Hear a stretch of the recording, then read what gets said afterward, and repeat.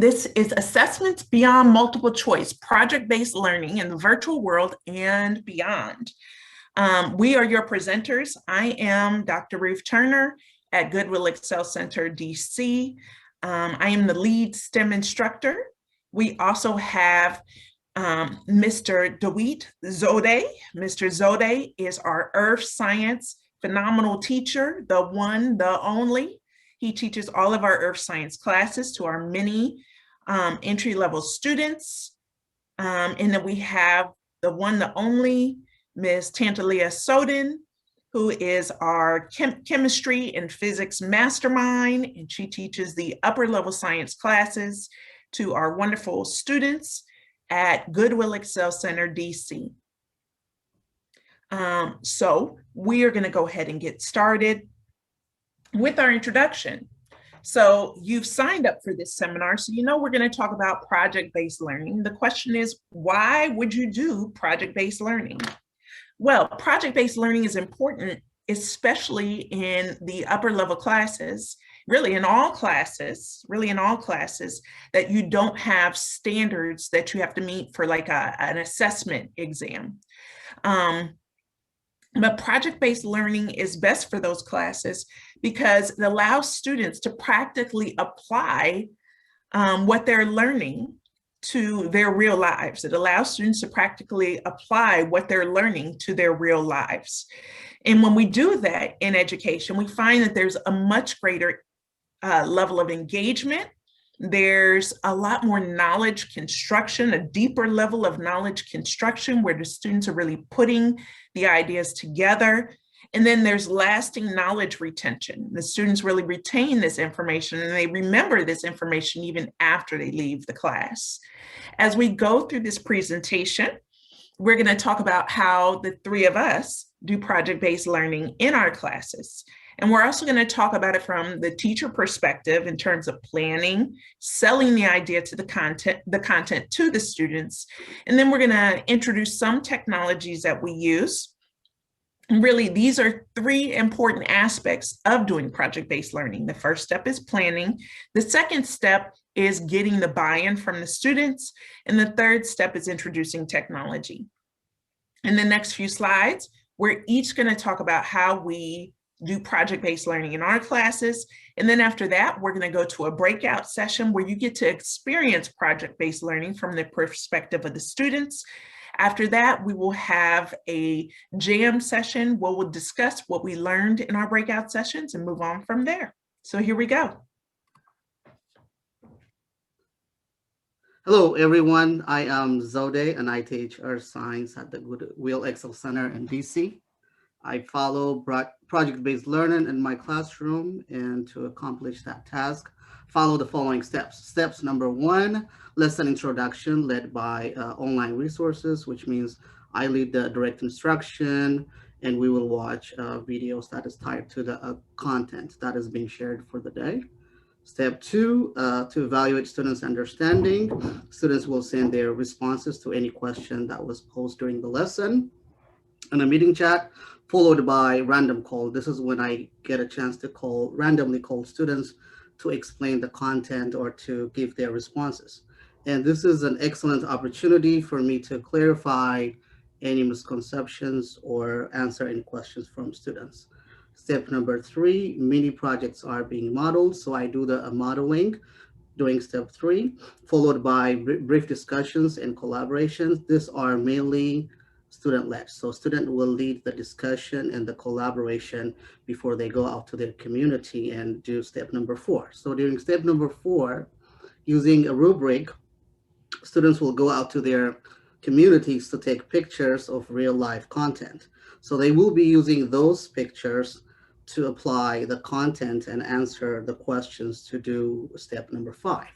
And step number 5, students will complete their projects followed by whole class presentations. So they will get a chance to even collaborate furthermore, ask questions, answer any questions that is tied to the rubric to finalize their project. And finally, the whole class or every student in that class will present their projects. So moving forward from virtual to hybrid/ground, it would be more collaborations from teachers and students. And students will also at their school, part of their community, to take more pictures and use it to apply more real life content. So these are the sample work from my students. As you can see, these are pictures from their backyard, which is one student from Georgetown, DC, and they clearly identify the subsections for the questionnaire based on the rubric, and this is how they fill their information and present. So this is the final work of one student. Next slide, please, Dr. Turner.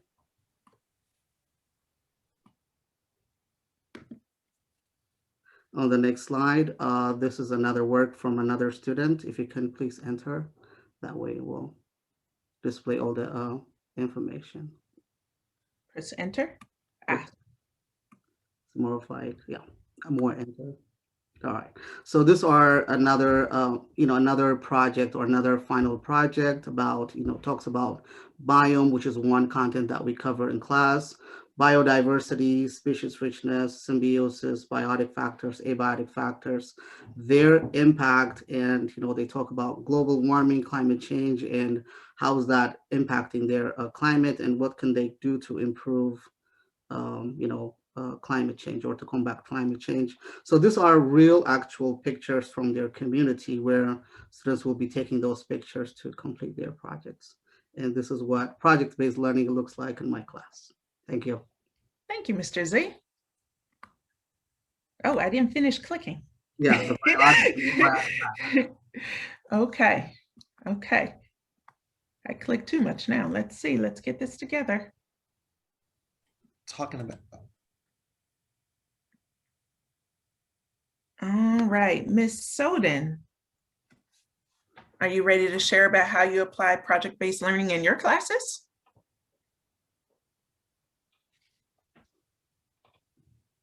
Did we lose Ms. Soden?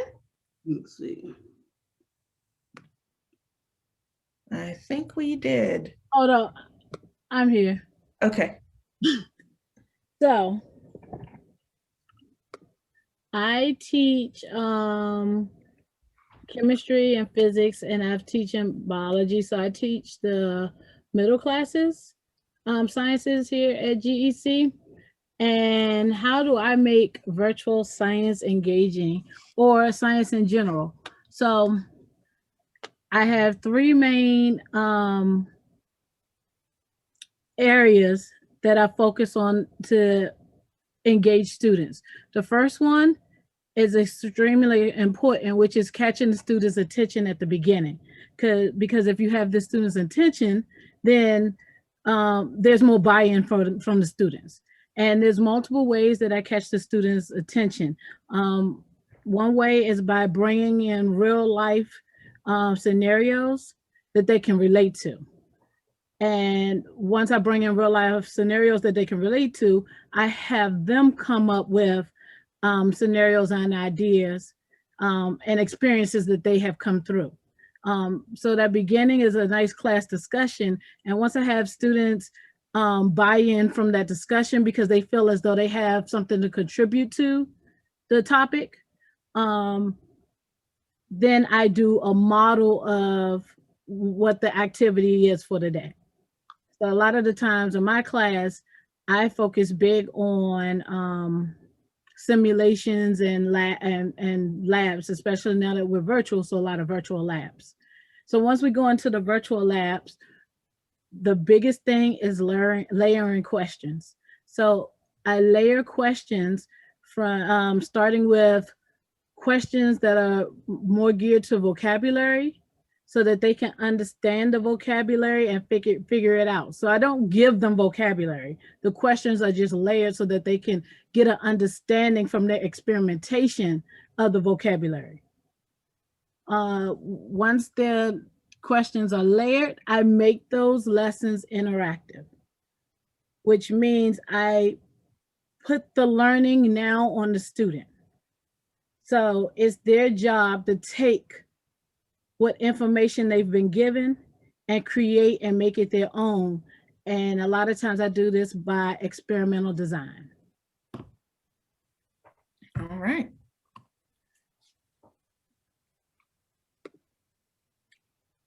And So hold on.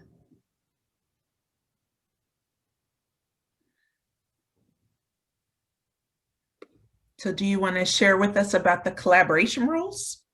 Yes, sorry, 1 second. I kind of lost my screen. So once so students in my class, once we go into labs, the hardest part is them understanding the collaboration roles, and that's really done at the beginning. And once they get a good understanding of what the collaboration roles are at the beginning, then they throughout the term, they already know what roles they've taken on or how each role works, so things move more fluidly. So I have 4 roles that are assigned to students. I let them choose first, but and if they aren't able to choose on their own, then I go back through and assign. But giving them the choice makes it make them take ownership of the roles that they're doing and the actual experimentation. So the 4 roles are coordinator, and the coordinator is the one who keeps the group on task. They ask key questions of the group, and they're actually evaluating the group's performance. So that's the person that I go to and ask, so how are you all doing? Do you have any hiccups? If I'm with another group and they're stuck, that one person is the one who contacts me to let me know that I need to come to assist them. The next person is the technician, and the technician is extremely important because in this virtual world, we're sharing our screens. So the technician is the one that has the technology available to share their screen and to actually show the simulations. And it works out perfectly because if the technician is sharing their screen and working through the simulation, they can't see the directions. And because they can't see the directions, they need their other team members to assist them. So the coordinator is reading off the directions and explaining what their the job, the assignment is, or the experiment is that they have to complete. The third one is the recorder, and the recorder is the one who takes the notes for the group. They're also the one that turns in the assignment for the whole group. So the recorder has to make sure that they're paying attention and understand what's going on so that when they're writing down answers, that they're writing down things correctly as it relates to what the group is deciding. And then the researcher is the person that has the ability to look up information, to find reference sites, and they're also the person that takes screenshots. So when I do labs, a lot of times I require them to do screenshots of what they're doing for each part. And so that person, the researcher, takes a screenshot, and then the researcher and the recorder get together to make sure that those screenshots coincide with where in the assignment they need to be placed before it's turned in. Collaboration roles, collaboration roles I found are really important because if everybody is assigned something that's vital to the assignment, they're all engaged. So everyone knows what their job is. Everyone has to be engaged before something's missed. There. All right. Thank you, Ms. Soden. Thank you. That brings us to my class, Business Algebra. So my class is Business Algebra, which is a little bit unique to the Excel Center in DC. Our Business Algebra is actually a financial literacy class. I think I might be the luckiest teacher at GC because I feel like my class is most relevant to the students and they really get into it. And I have less of a hard time with that question. When am I going to use this in real life? You know, they always like to ask that question. We get that all the time. And then you have to come up with an answer. And that's the tricky part sometimes.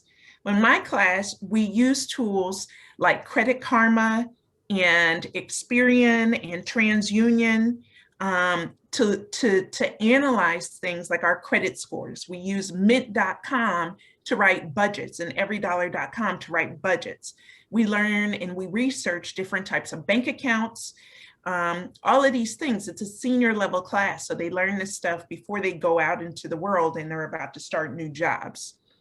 So the students use data sources from their own lives. And the major project that I do in the class has, it really has 6 assignments to it, but they only have to do 5 because it's tailored towards their lives. The first assignment in the first part of the process in this project and in any other project we do is an analysis of where they stand. So in this project, they analyze their credit score based on what they find on Experian and the 2 scores they get from creditkarma.com. In the supporting assignments, they get to choose which assignments apply to them. Some of them will have collections on their credit reports, so they'll do the collections assignment. Some of them won't have any credit. You know, they're new to credit or they've been out of credit so long that they no longer have a credit score. So they do the building and expanding credit part. And some of them will have debt. And so they do the debt snowball method of getting rid of debt. They're required to do 2 out of 3 of those lessons. And if they're in a situation where they just need to build credit and they have no debt, I have them do the debt snowball just to build the skills. So what I'm saying here is I give them assignments that apply to their lives and their current financial situations. And just like Mr. Z or Miss Soden, they can see the application and they're able to apply the content that we're learning about, and it makes them more engaged in what they're learning about, and they actually take it with them and retain it longer. And the final assignment is a synthesis assignment where they make out a plan of how they're going to do this for the next 6 to 12 months, what they're going to do and how they're going to apply this learning even after they leave GEC. So with your project-based learning, you want to make sure that it's something they can apply to their own lives, it's relevant, and it's something they're going to take with them moving forward. Okay, so now for the next part of our presentation, you're going to be the student. You're going to be the student. We're going to place you into one of 3 breakout rooms, one with Mr. Zode, and he's going to be working on a biodiversity project with you. Miss Soden is going to be working on another science project with you, and I'm going to be walking you through how we do our final project in financial literacy. Miss Soden, did we give you enough time to get everybody assigned? Are we ready? Just a second, I'm almost there. Okay, we'll be there in 1 second. So while we wait, does anybody have any questions so far?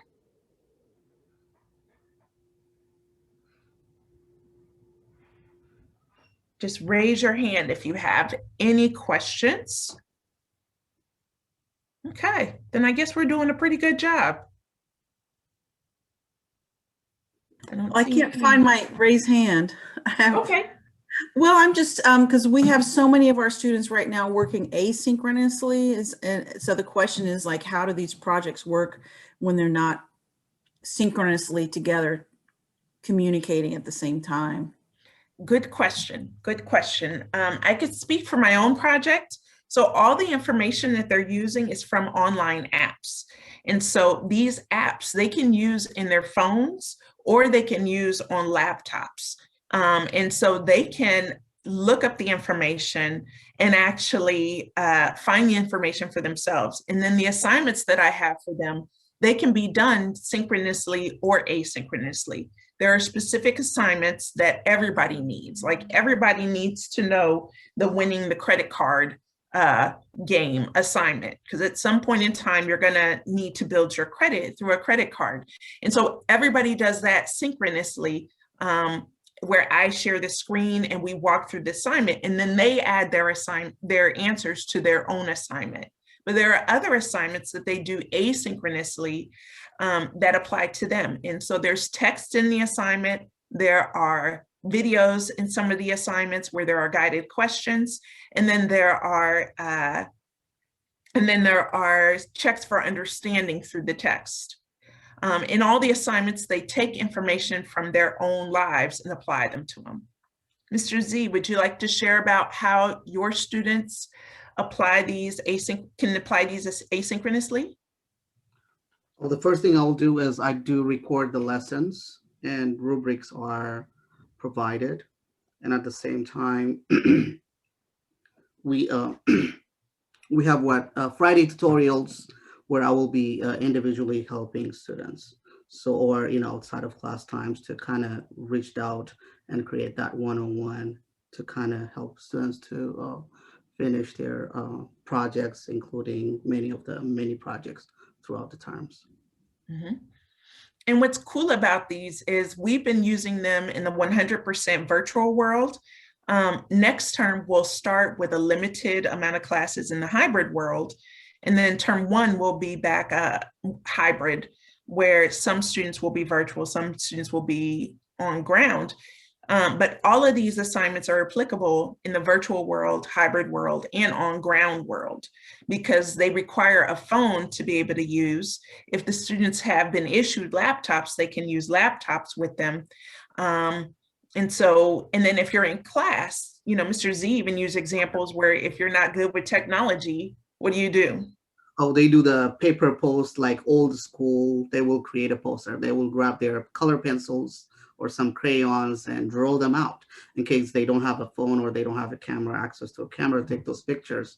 I will ask them to go out to the nearby park, or when you do grocery shopping, just look around those terminology that we covered in class and just draw them out, and I'll grade it from there. Yeah. Thank you. Welcome. I think we have time for another question.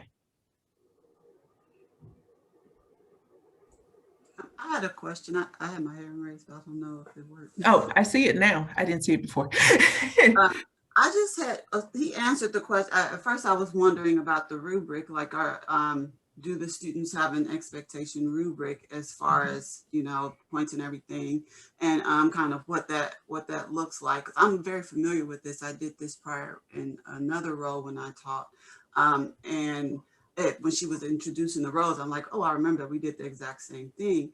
And another thing I wanted to know, are the projects being introduced per concept, or is it like, I know you said that you have a final project. So are these projects continuously going throughout the term, or do you have like one big project per concept? Because like for me, I teach all of the science that you guys were talking about. So I'm just curious about that. Can I answer this question real quick? Sure. Okay, yeah. So so the projects are built up to the final project. So there are many mini projects per competency. So like lesson one would be symbiosis. So they will have a lesson, a mini project, and then finally they will, build them up to the final projects. And the rubric are clearly displayed. And in fact, these are led by students. So students will take initiative to kind of read what the rubric says and explain it or break it down. So if there are any gaps, that's when I'll come in and fill in or answer any questions they may have, that, just to make them feel more comfortable and say, I can do this, so that they can go out there and pinpoint what is needed to, from them, or what is expected from them to complete the project. So many multiple projects lead to a final big project. Mm-hmm.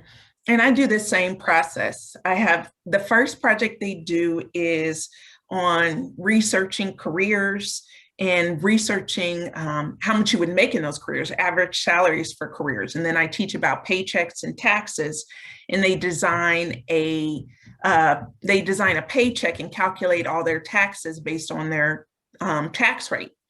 The second project is all about banking, where they research different banks. They have to compare whatever bank they use, if they use a bank, to two other banks that they don't use. And they have to look at other types of accounts besides checking, and look at savings, money market, and then retirement accounts. And then the next project is the midterm. They do a budget project where they use either mint.com or everydollar.com to construct a budget and to look at where they're spending the highest percentages, where they want to expand their budget, where they want to reduce their budget, and more of that stuff. And then the final project is what we spend the most time. That's the credit project. And so for that unit, we have a bunch of assignments leading up to the final project where they create a plan to build or repair their credit.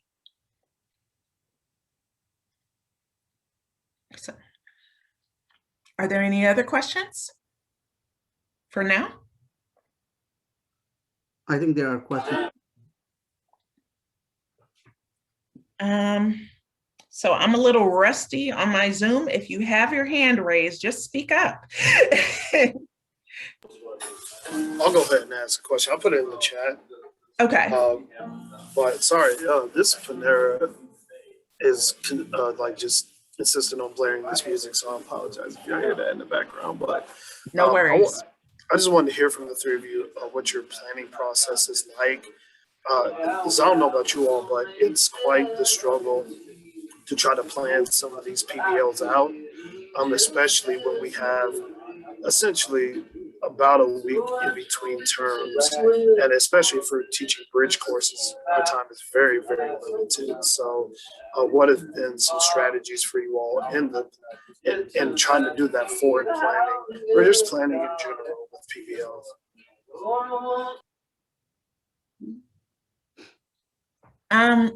The best advice I can give about planning is do a piece every term. And so this project started out initially as a much smaller project. It was, we're going to look at our credit reports and then we're going to analyze them. And then what I saw from that first term of doing it is, man, there's so much more we need to learn about this. So I added a couple more pieces to it preceding it.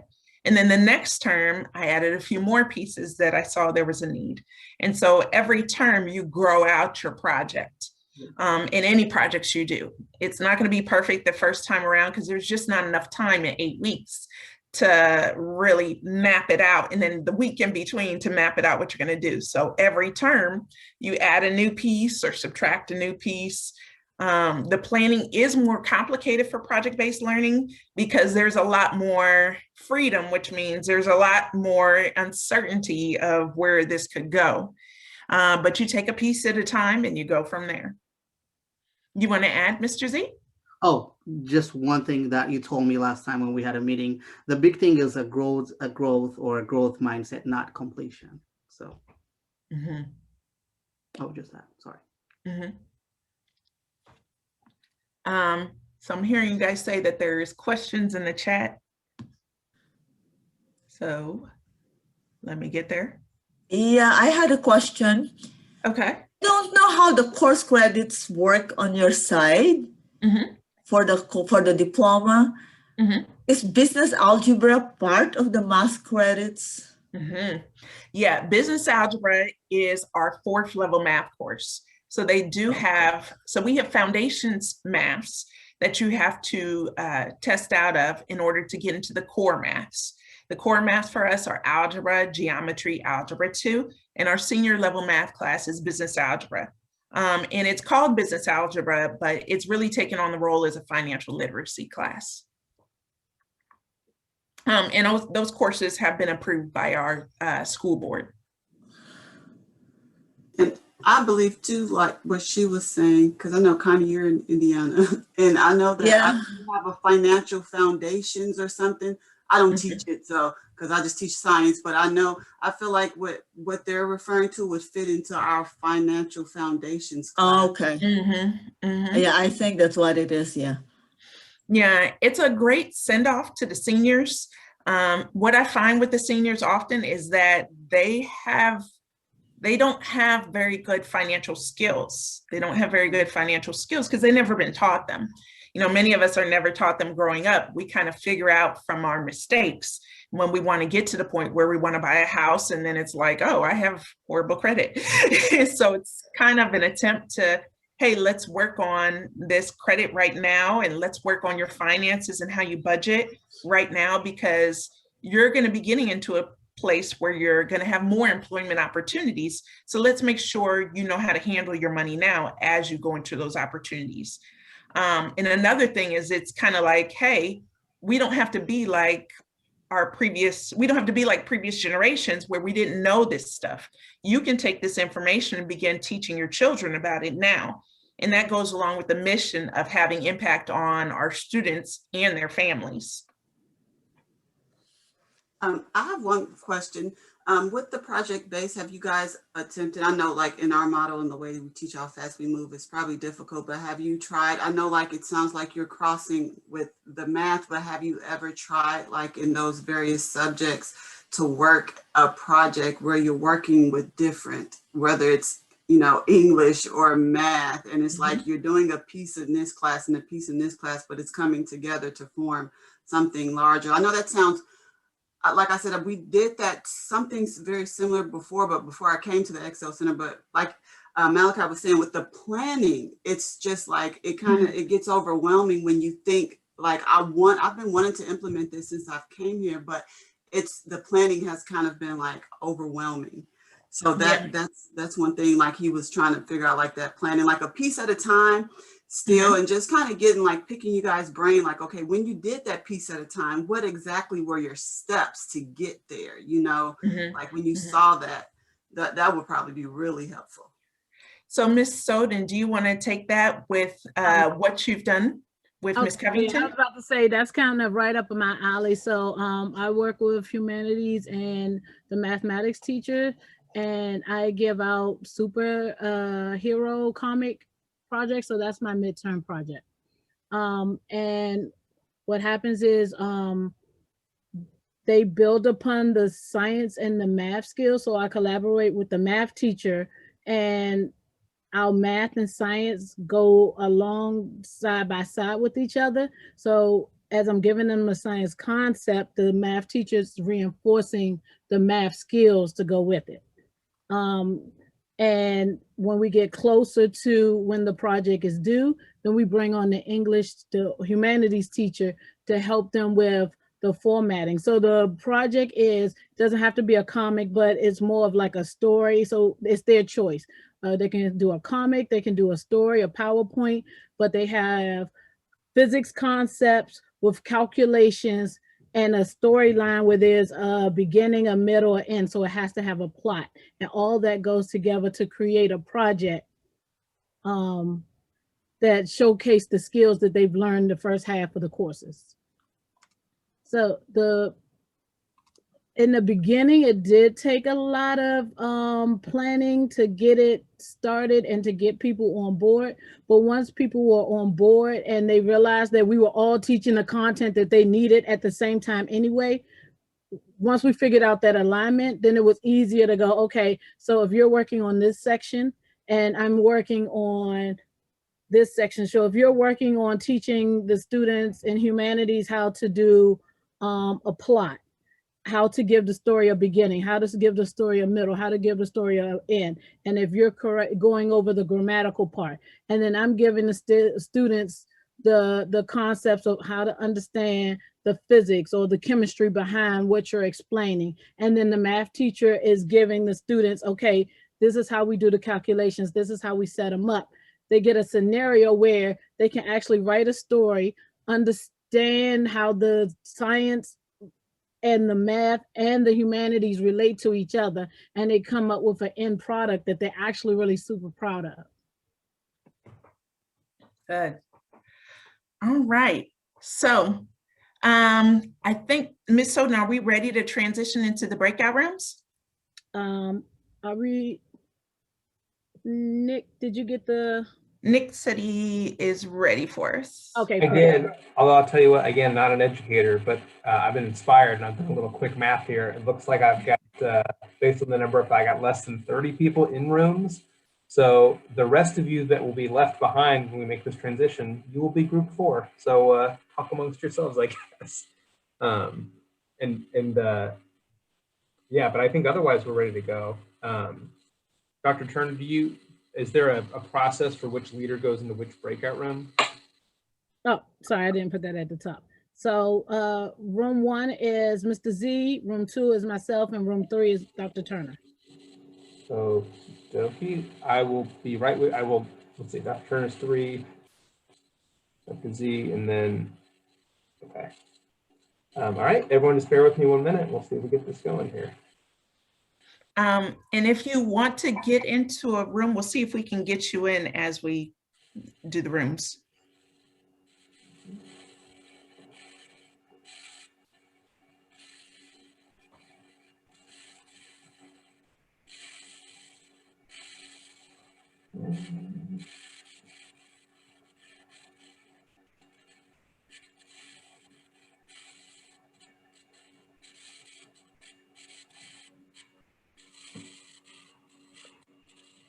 Actually, you know what? I'm just going to start the folks that are left, just kind of start putting them in the random rooms. We'll figure it out.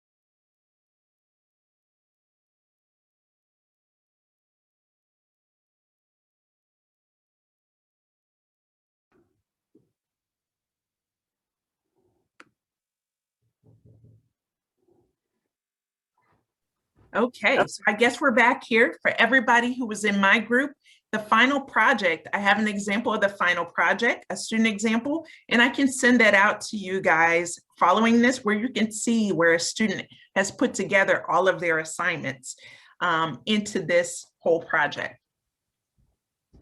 So I'm going to share screens for our final slides. I'm going to share screens for our final slides. That's not what I want. I want this. That's not what I want. Let's try again. I'm sorry, you guys. We use Microsoft Teams at our school. And so my Zoom is really rusty. It's really rusty, but we're going to get it together. Okay, so we went into breakout rooms. We're back here. For Ms. Soden, do you want to take it away?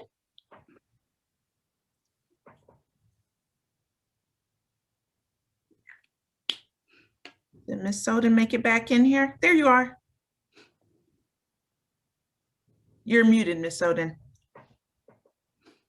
Yeah, sorry, I was talking and I was actually muted. So for the last part of the section, we're going to use Jamboard. So I don't know if anybody's used Jamboard before, but Jamboard, you can go on and you can place sticky notes to put your answer to questions. So what we'd like you to do is to go to the Jamboard and to actually choose 2 of the questions and post a sticky note on your reflection based upon the experience that you received in a very, very, very short collaboration time. All right. So I will have the link in the, I'll put the link in the chat as well for the Jamboard. Yep. And so we'll be able to collaborate. I know our session is about to end, so we'll be able to collaborate using our Jamboard.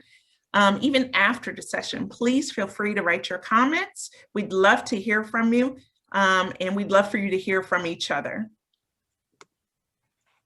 And just thank you for your time today. Thank you for your time today and participating in our presentation. Again, please comment to the Jamboard. We'd love to hear from you, and we will respond to you.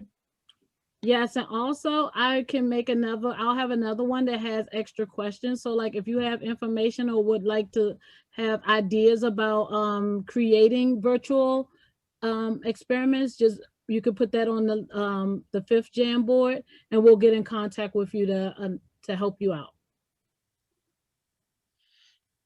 All right. Thank you so much. Thank you all. Have a great rest of conference.